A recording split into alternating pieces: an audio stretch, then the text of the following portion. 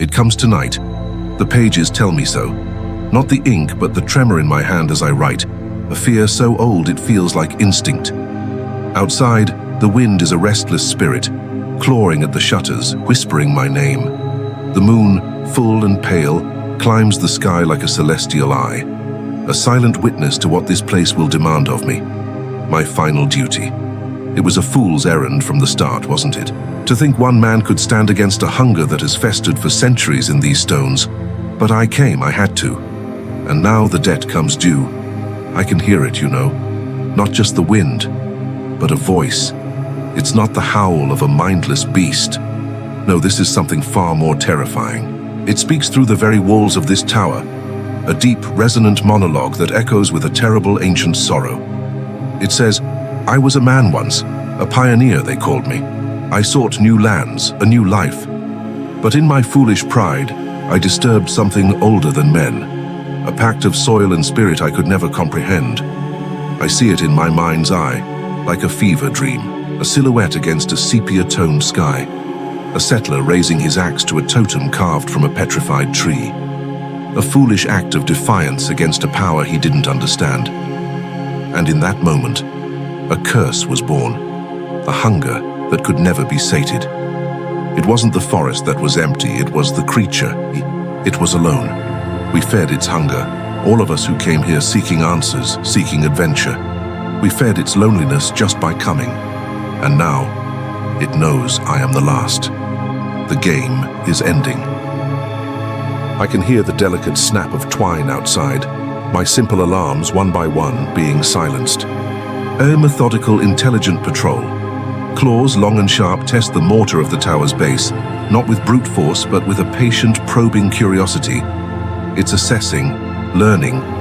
It's enjoying this. Inside, my world has shrunk to the glint of metal in my hands. The last of the silver. I load the rounds into the chamber, the clicks echoing in the sudden stillness.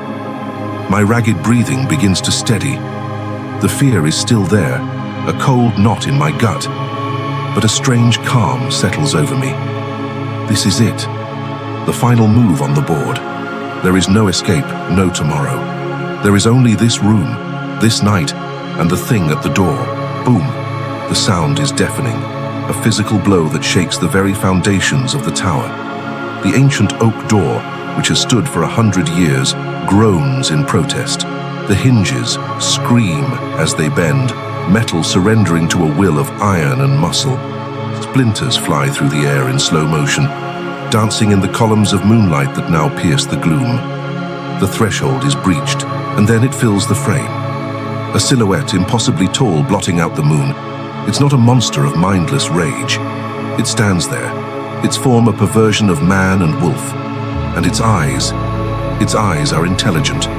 They lock with mine, and in that gaze I see not just hunger, but a flicker of something else. Respect, acknowledgement. A voice not spoken aloud, but heard in the deepest parts of my mind whispers, "You were a worthy opponent, Raoul." My hands, now steady, raise the pistol. I fire. The roar is swallowed by the night, but it's too slow.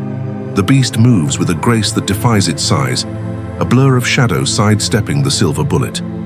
I hear it thud harmlessly into the stone wall behind it, and then it closes the distance.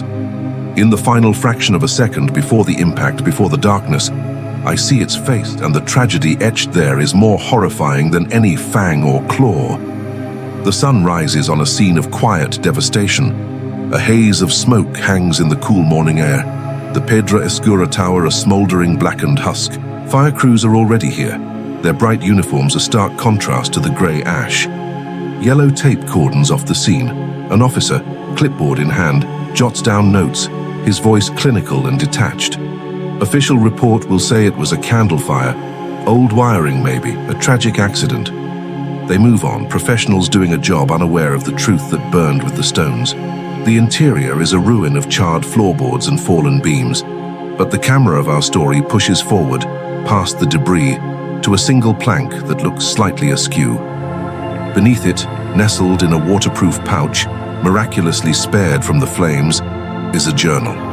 Its pages are filled with a desperate, shaking script, the final words of Raoul, His voice, now a recorded echo, a ghost in the machine, speaks to us from beyond the veil.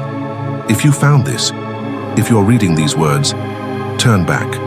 Don't come to Pedra Escura.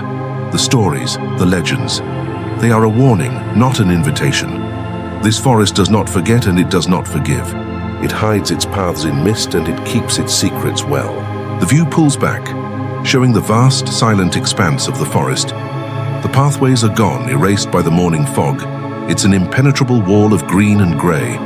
And then, far off, on a distant ridge, 2 points of light blink in the gloom. Like the eyes of a predator, they watch, patient and eternal. They hold for a moment, then fade into the mist, leaving only the chilling silence. Thank you so much for joining us on this journey into the shadows. We believe that horror can be more than just scares. It can explore the deepest parts of our humanity. If you agree, please consider subscribing for more moral horror and forgotten legends. We have many more stories to tell.